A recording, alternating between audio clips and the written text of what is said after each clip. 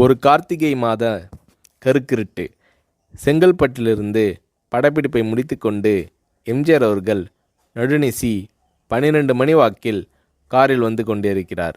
கண் விழித்தவாறே தனது காரில் எம்ஜிஆர் அவர்கள் வந்து கொண்டிருந்த பொழுது வழியில் போலீஸ் உடையில் நின்ற ஒருவரை பார்க்கிறார். எம்ஜிஆர் அவர்களின் கார் அவரை கடந்து செல்கின்ற போது எம்ஜிஆர் அவர்களின் நெஞ்சில் பொறி தட்டுகிறது. ஆள் நடமாட்டமே இல்லாத இந்த அர்த்த ராத்திரியில் அந்த போலீஸ்காரர் பஸ்ஸுக்காக காத்து நிற்கிறார் என்பதை எம்ஜிஆர் அவர்கள் புரிந்து கொள்கிறார். உடனே தனது டிரைவரிடம் காரை நிறுத்த சொல்கிறார் எம்ஜிஆர். கார் பின்னோக்கி வருகிறது. போலீஸ்காரரின் அருகில் காரை நிறுத்தி கதவை திறந்து ஏறுங்கள், எங்கே போக வேண்டும் என்கிறார் எம்ஜிஆர். பரவாயில்லை, நான் பஸ்ஸிலே வந்து விடுகிறேன் என்கிறார் அந்த போலீஸ்காரர். நேரமாகிவிட்டது, இனி இந்த ரூட்டில் பஸ் கிடையாது, ஏறிக்கொள்ளுங்கள் என்று எம்ஜிஆர் அவர்கள் வலுக்கட்டாயம் செய்ய போலீஸ்காரர் வேண்டா வெறுப்பாக ஏறுகிறார். காரின் உள்ளே லைட் போட்டு சாப்பிட்டீங்களா என்று கேட்டுக்கொண்டே தனது சீட்டுக்கு பின்னால் இருந்த பிஸ்கெட் பழங்களை எடுத்து கொடுக்கிறார் எம்ஜிஆர். இப்படி ஓசியில் பயணம் செய்வதே எனக்கு உடன்பாடில்லை. இன்னும் நீங்கள் உண்ண சொல்லி வேறு என்னை இழிவுபடுத்தாதீர்கள் என்று போலீஸ்காரர் மறுக்கிறார். எம்ஜிஆர் அவர்கள் பூரிக்கிறார். இருப்பவனிலிருந்து இல்லாதவன் வரை படித்து பதவியில் இருக்கும் எத்தனையோ பேர் எனக்கு அது வேண்டும் இது வேண்டும் என்று எம்ஜிஆர் அவர்களிடம் வேண்டியதை பெற்று செல்கிறார்கள். ஆனால் சாதாரண பொறுப்பில் இருக்கும் இந்த போலீஸ்காரரின் நேர்மை எம்ஜிஆர் அவர்களை மெய்சிலிர்க்க வைத்துவிட்டது. எம்ஜிஆர் அவர்களின் கார் கத தூரத்தில் வந்து கொண்டிருந்தாலும் காரின் நிறத்தையும் ஒளியையும் மனம் கமலும் ஓடிக்கான் வாசனையையும் வைத்து இது எம்ஜிஆர் அவர்களின் கார் என்றும் கார் சென்ற தடத்தை தொட்டு வணங்குகின்ற அளவுக்கு புகழுடன் திகழ்ந்த நேரம் அது. அரை மணி நேரம் கார் சென்று கொண்டிருக்கிறது.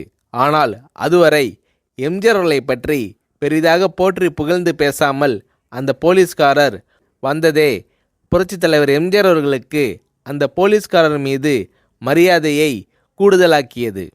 நான் தான் எம்ஜிஆர் என்கிறார் எம்ஜிஆர். கேள்விப்பட்டிருக்கிறேன் என்கிறார் அந்த போலீஸ்காரர். பொன்மனச்செம்மல் எம்ஜிஆர் அவர்களின் முகத்தில் கோபம் இல்லை, பதிலுக்கு பொன்முறுவல் மலர்கிறது. என் படங்களை பார்த்து இருக்கிறீர்களா என்று கேட்கிறார் எம்ஜிஆர். நான் சினிமாவே பார்ப்பதில்லை என்கிறார் அந்த போலீஸ்காரர். புரட்சித் தலைவர் எம்ஜிஆர் அவர்கள் இன்னும் பிரமிக்கிறார். இப்போது கார் சத்தத்தை தவிர ஒரே நிசப்தம். போலீஸ்காரர் தனது வீட்டிற்கு 1/2 கிலோமீட்டர் தூரத்திற்கு முன்பே காரை நிறுத்த சொல்லி இங்கேயே இறங்கிக் கொள்கிறேன் என்கிறார். ஏன், நீங்கள் குறிப்பிட்ட அந்த விலாசம் இன்னும் 1/2 கிலோமீட்டர் தூரம் இருக்கிறதே என்கிறார் எம்ஜிஆர்.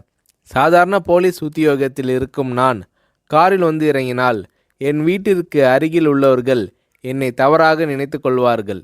இதுவரை இப்படி நான் யார் காரிலும் ஓசியில் வந்து பழக்கமில்லை.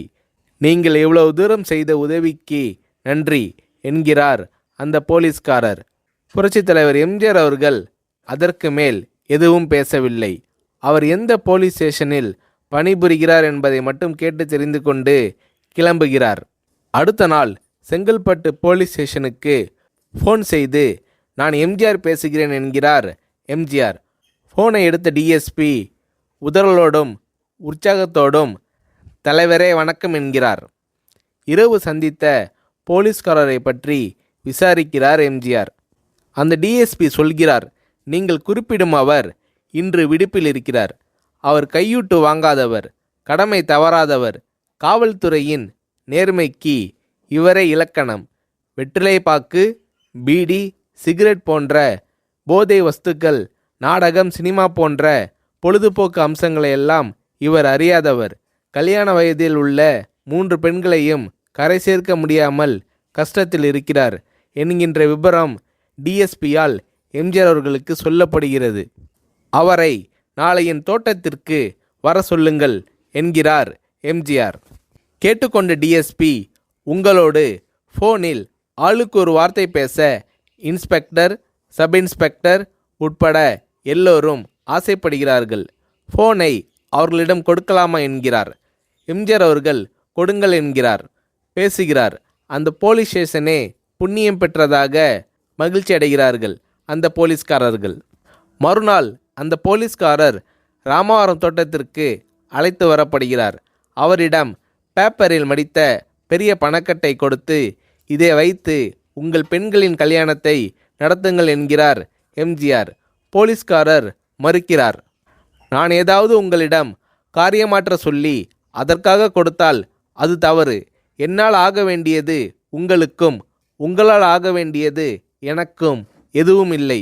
நான் உங்கள் கூட பிறந்த ஒரு சகோதரனாக நினைத்து கொடுக்கிறேன், பெற்றுக்கொள்ளுங்கள் என்று சொன்ன பிறகு கேட்டும் கூட கிள்ளி கொடுக்காத கனவான்கள் வாழும் இந்த உலகில் ரோட்டில் நின்றவனை அழைத்து சென்று அள்ளி கொடுத்த எம்ஜிஆர் அவர்களின் கருணையில் நெகிழ்ந்து போய் பெற்றுக்கொள்கிறார் அந்த போலீஸ்காரர்.